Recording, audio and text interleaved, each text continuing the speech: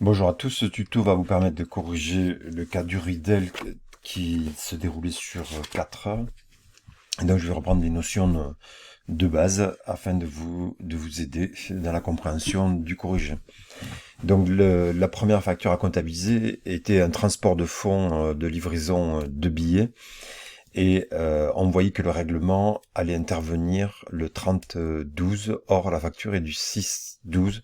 Donc nous sommes en présence d'un paiement décalé par rapport à la facture, et c'est une facture de prestation de service. Donc il fallait évidemment comptabiliser la TVA de 120,60 € dans un compte d'attente de TVA sur encaissement pour pouvoir le déduire plus tard au moment de l'encaissement.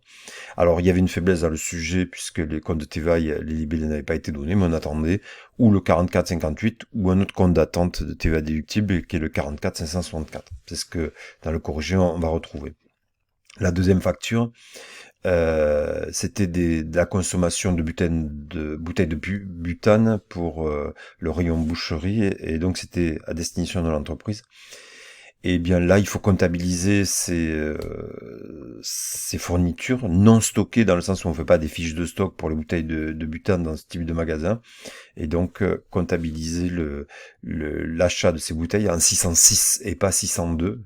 602. Ensuite, il y avait le montant des emballages à comptabiliser.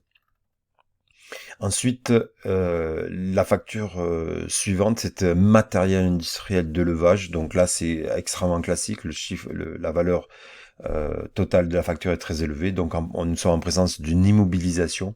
Et donc attention, c'est presque systématique dans tous les sujets. Il y a des factures d'immobilisation avec la caractéristique très souvent revue cette année, que les frais nécessaires pour la mise en route, la mise en fonctionnement de la machine doivent être immobilisés. C'est-à-dire que les montants hors taxes et les frais de transport, sans les frais de transport, eh bien la machine ne peut pas être utilisée dans l'entreprise, donc on doit les rajouter au coût d'acquisition de cette entreprise. Rappelez-vous qu'il y a des règles sur les immobilisations. Certains frais sont nécessaires à la mise en route de l'immobilisation, des frais d'installation, de transport, et certains frais, par exemple la formation du personnel, ne doivent pas être immobilisés. Je vous encourage à revoir les règles. Ensuite, il y avait, il y avait des fournitures à acheter dans le cadre de la décoration du magasin, et donc évidemment il faut utiliser ces fournitures ne sont pas stockées, il n'y a pas de fiche de stock, donc pas de 602 compte d'achat stocké, mais du 606. Alors ici c'est 606.3. Par contre, il y avait un autre problème très important, c'est que c'est un fournisseur belge. Il n'y a pas de TVA qui est facturé puisque les numéros intracommunautaires ont dû être échangés, et donc on est en présence d'une auto-liquidation de la TVA, et donc il faut évidemment penser à comptabiliser cette TVA. Dernière facture, une location d'un véhicule, donc faite par l'entreprise, c'est un produit.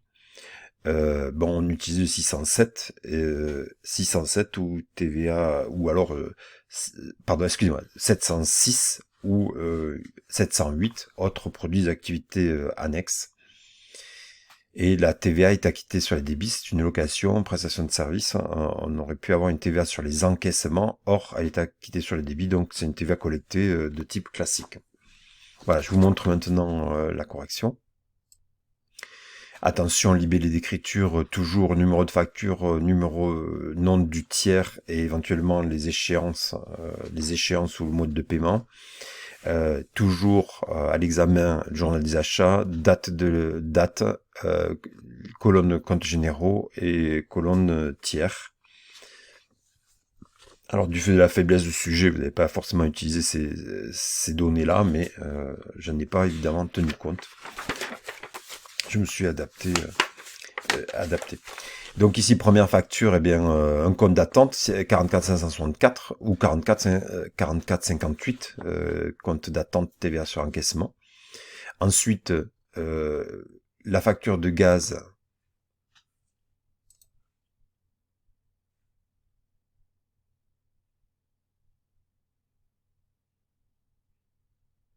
Ah merde.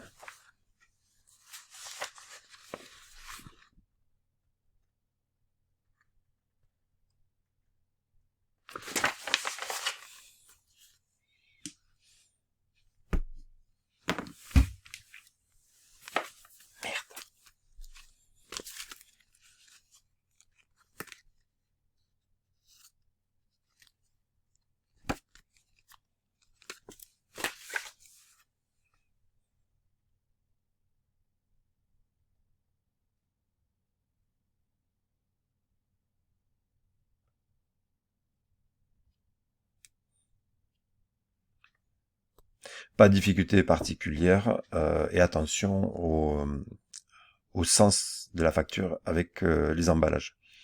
Ensuite, l'immobilisation en compte de classe 2, TVA déductible sur immobilisation. Et attention, les acomptes sur immobilisation ne sont pas en 409.1, mais en 238.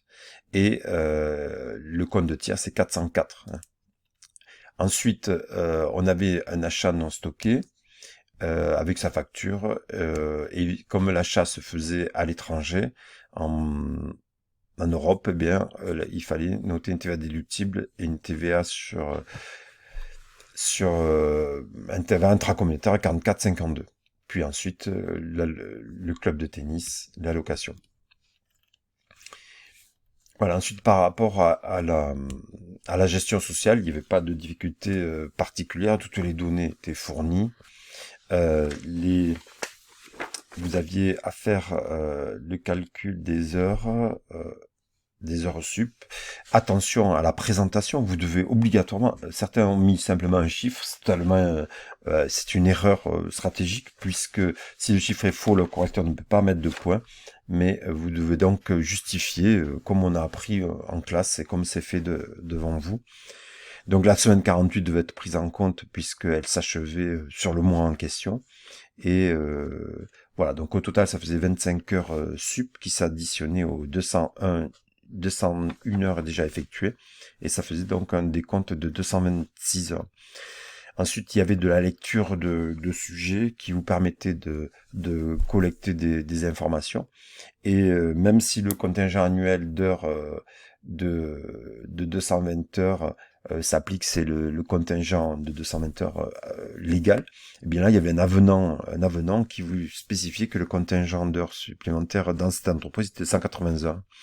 Et ensuite, à de la lecture, vous permettez de voir que vous aviez une contrepartie obligatoire de 120%. Donc à chaque fois, il y avait des points pour avoir collecté ces informations, avoir retrouvé ces informations dans les annexes.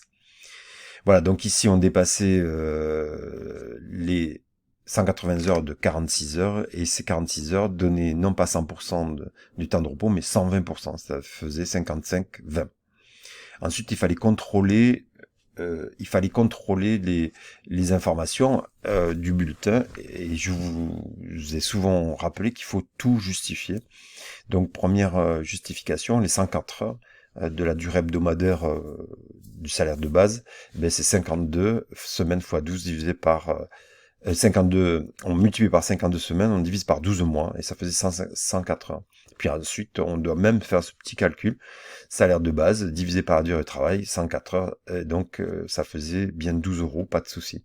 Ensuite, vous avez été très nombreux à vous rendre compte qu'il y avait une erreur dans la durée de l'absence, puisque elle travaillait le vendredi 7 heures, le samedi 3 heures, et ce qui faisait total 10 heures. Or, apparaissait que 7 heures d'absence, donc il y avait une omission de 3 heures à corriger. Puis ensuite, l'horaire réel, le taux d'horaire réel, eh bien se calculait avec le nombre exact de jours travaillés dans le mois de janvier. Et quand on refaisait le calcul, on trouvait 103 heures. Il fallait diviser 1248 par 103, et ça faisait 12,116. Et donc, il n'y avait pas d'erreur sur ce taux-là. Ensuite, il vous était demandé de régulariser l'emprunt. C'est une écriture assez classique. On vous donne un tableau de remboursement d'un emprunt, Le comptable n'a pas su faire, ou il n'avait pas le temps de chercher, et a comptabilisé le paiement dans le compte d'attente 471. Et puis, bien maintenant, il faut comptabiliser évidemment la ligne correspondante dans les bons comptes. Alors, c'est toujours la même chose. Les intérêts, c'est en compte 600, tous les intérêts à chaque paiement sont comptabilisés en 661 et l'amortissement en diminution du compte d'emprunt correspondant où on vous le donne ou sinon c'est le 164 emprunt auprès d'établissements de crédit. Donc pour chaque ligne, 661, 164. Et comme le paiement est déjà passé par le 471, on diminue le 471. Ensuite, il va y avoir le problème des intérêts courus puisque en fin d'exercice comptable, en P2, eh bien, vous avez l'obligation de comptabiliser les intérêts courus, c'est-à-dire les intérêts qui sont à cheval sur les deux années et qui seront payés en l'année qui suit. Ici, les intérêts qui suivent, c'est 1142,54. Or, une partie de ces intérêts, pour la moitié en fait, la moitié correspondent à des intérêts qui de l'exercice précédent. Eh bien, on doit comptabiliser 1142,54 en divisant par 2, la moitié, en 661 et en 1688 intérêts courus. Voilà, ça c'est une obligation tous les ans, et cette écriture doit être comptabilisée. Donc pour le résultat, eh bien, on va avoir 661, 164, 471 et les intérêts courus comme je vous l'ai expliqué, 661 à 16,88. Ensuite, il y avait des factures non parvenues, pas de difficultés particulières. Je vous encourage à réviser ce chapitre sur la régularisation des comptes de charges du produit en fin d'inventaire, en P2, parce que c'est très important. Donc ici, il y a eu des achats de marchandises qui ont été faits. Le bon de livraison a été fait et par contre la facture n'a pas été comptabilisée. Donc c'est une facture à recevoir dans le 4 à comptabiliser en 408-100. Donc c'est des marchandises, donc on les comptabilise en 607 et 607. Alors bon, avec des sous-comptes quand il y a des taux de TVA différents, et une TVA régularisée, et le compte 408-100. Donc attention, hein, ces charges-là correspondaient bien à l'exercice N et pas N plus 1. Elles n'étaient pas comptabilisées, donc on doit le faire. Je vous rappelle que cette écriture sera contrepassée au 1er janvier. Ensuite, il y avait une centrale d'achat qui vous accordait, qui des remises pour l'année N, et donc il fallait comptabiliser en avoir à recevoir dans 409.8 et évidemment une TVA régularisée et une TVA à régulariser en attente. Voilà, donc l'avoir à recevoir, eh bien c'est de nos fournisseurs sont comptabilisés là, alors deux sous-comptes parce que c'est taux différent.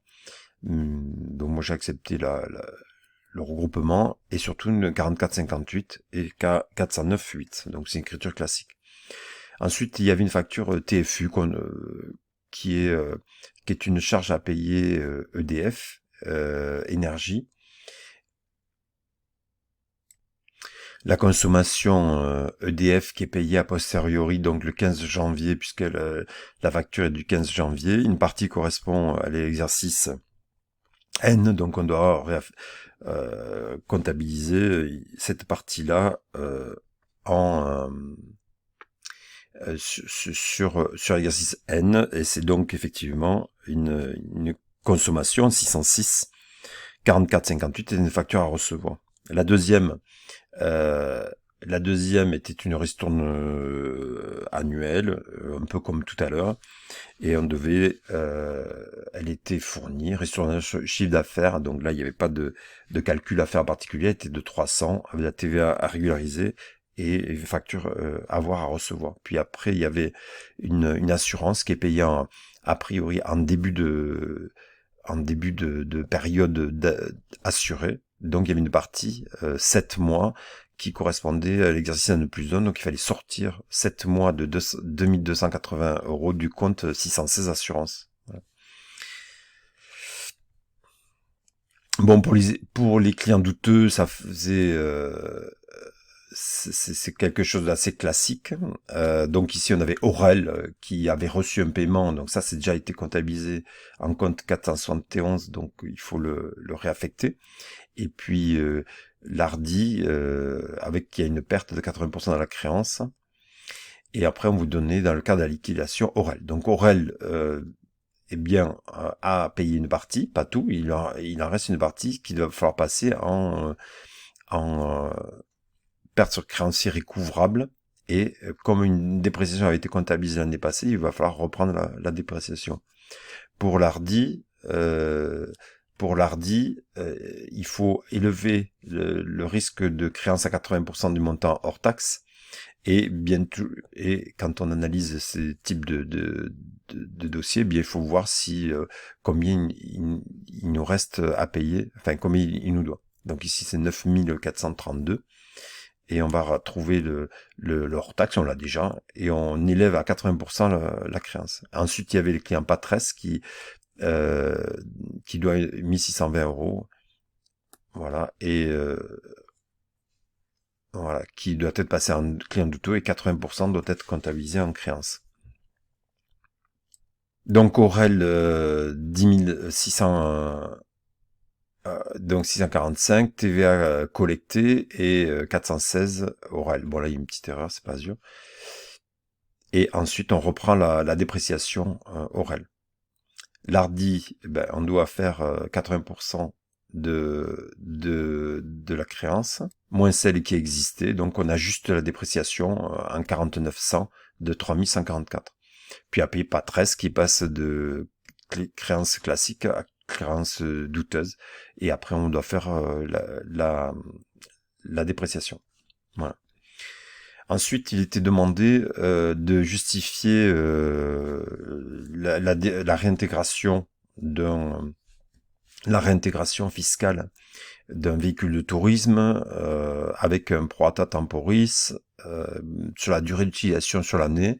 Donc la valeur du TTC de véhicule était de 29 900 et en fonction de l'usage de CO2 consommé, eh bien on avait 9 900 de base fiscale maximale autorisée divisé par 5 pour 5 ans fois 10 mois sur 12.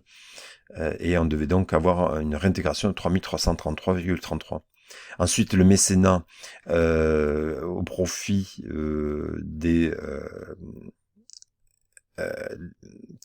au profit d'acteurs autres que des membres, enfin de l'entreprise elle-même, ne sont pas déductibles. Ça, c'était dit dans cette annexe. Moi, je voulais enseigner différemment en disant, attention, l'État rembourse 60% du don en réduction d'impôt, et donc on peut, en raison de la double de l'impossibilité de double avantage, eh bien les réintégrer. Donc il y a une autre façon de l'expliquer. On vous demandait donc d'expliquer, donc on attendait de vous de à le objet, un style, une orthographe correcte sur cette partie-là. Donc il y avait une réintégration du don fiscal, charge non déductible.